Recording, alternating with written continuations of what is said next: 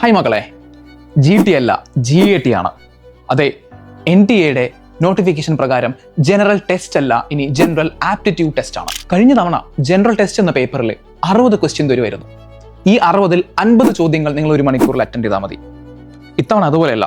General aptitude ടെസ്റ്റിൽ 50 ചോദ്യങ്ങളേ ഉള്ളൂ. ഒരു മണിക്കൂർ തന്നെയാണ് സമയം.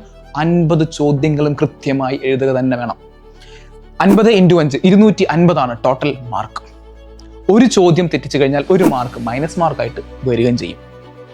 കഴിഞ്ഞ തവണ 244 ജനറൽ ടെസ്റ്റിലുള്ള ഏറ്റവും ടോപ്പ് മാർക്ക് വരുന്നത്. അതും ഒരേ ഒരാൾക്ക് മാത്രമേ ലഭിച്ചിട്ടുള്ളൂ.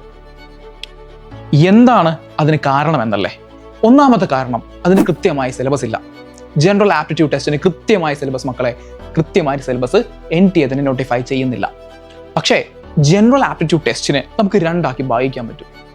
അതിൽ ഒന്നാമത്തെ കാര്യത്തിൽ ക്വാണ്ടിറ്റേറ്റീവ് റീസണിങ്, ന്യൂമറിക്കൽ എബിലിറ്റി എന്നുള്ള ഭാഗങ്ങളാണെങ്കിൽ, മറുവശം നോക്കുകയാണെങ്കിൽ കറണ്ട് അഫയേഴ്സ്, അതേപോലെ തന്നെ ജനറൽ നോളേജുമാണ് വരുന്നത്. പകുതിയും നമ്മൾ എടുക്കുമ്പോൾ തന്നെ GK, കറണ്ട് അഫയേഴ്സ് എന്നുള്ളത് നിങ്ങൾക്ക് കൃത്യമായ പത്രവായന, അതേപോലെ തന്നെ ഈ ന്യൂസ് എന്തൊക്കെയാണോ നമ്മുടെ ദൈനംദിന ന്യൂസുകളിലുള്ളത്, അതും ഒരു പരീക്ഷയുടെ 3 മാസം മുൻപ്, ഒരു ഫെബ്രുവരി വരെയുള്ള കറണ്ട് അഫയേഴ്സ്, ഒരു ഫെബ്രുവരിക്ക് തൊട്ടു പിറകിലേക്കുള്ള 6 മാസത്തിലുള്ള കറണ്ട് അഫയേഴ്സ് കറക്റ്റ് ആയിട്ട് നോക്കുക. GK എന്ന് പറഞ്ഞാൽ വളരെ സ്റ്റാറ്റിക് ആയിട്ട്, അതായത് അത് ഡൈനാമിക് അല്ല. ജനറൽ നോളജ് എന്ന് പറയുന്നത് അവിടെ തന്നെ നിൽക്കുന്നതായിരിക്കും.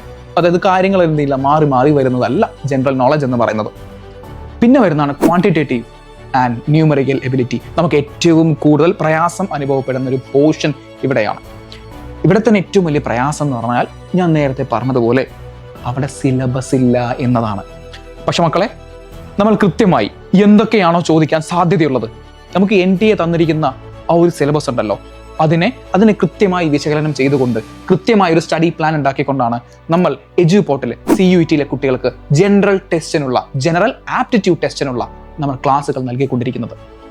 കൃത്യമായി നോക്കിക്കഴിഞ്ഞാൽ മുൻകാലങ്ങളിൽ ചോദിച്ച ചോദ്യങ്ങൾ, ഇനി വരാനുള്ള ചോദ്യങ്ങൾ, എക്സ്പെക്റ്റഡ് ആയിട്ടുള്ള എങ്ങനെയാണോ, ഏത് പാഠഭാഗത്ത് നിന്നാണോ, ഏത് പോർഷനിൽ നിന്നാണോ, അതിൻ്റെ സിലബസ് എന്തായിരിക്കും എന്നുള്ളത് മുൻകൂട്ടി മനസ്സിലാക്കിക്കൊണ്ടുള്ള ഒരു പ്രവർത്തനമാണ് നമ്മൾ ചെയ്തുകൊണ്ടിരിക്കുന്നത്. ഈ 250-ൽ 250 എന്നുള്ള ഒരു ടാർഗറ്റ് ലക്ഷ്യമാക്കിക്കൊണ്ട് തന്നെ നമുക്ക് മുന്നോട്ട് പോകാം. ഈ പേപ്പറിനെ കുറിച്ച്, GAT എന്ന പേപ്പറിനെ കുറിച്ച് എന്തെങ്കിലും സംശയങ്ങളുണ്ടെങ്കിൽ താഴെ കമന്റ് ബോക്സിൽ നിങ്ങൾക്ക് കമന്റ് ചെയ്യാം.